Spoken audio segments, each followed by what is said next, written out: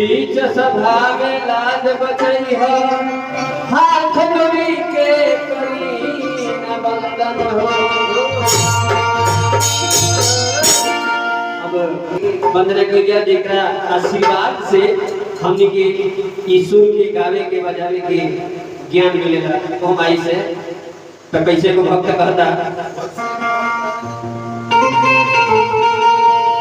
तो लइका लाचार पर विचार एक बार करी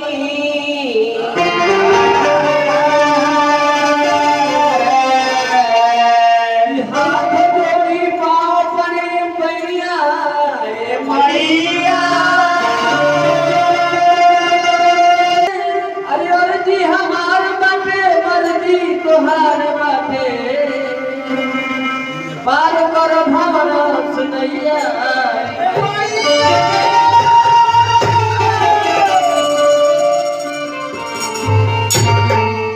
भक्त कोना भाव में कोमा के याद करता कि कुछ आस लेके आई रउरा ये भाई रउरा शरण में रंग पूजा के दिन आ गई दुर्गा पूजा। कैसे एक भक्त को मातारी के दरबार में जाके याचना करता वंदना करता कि कुछ आस लेके आई रउरा ये पास है माई कुछ आस लेके आई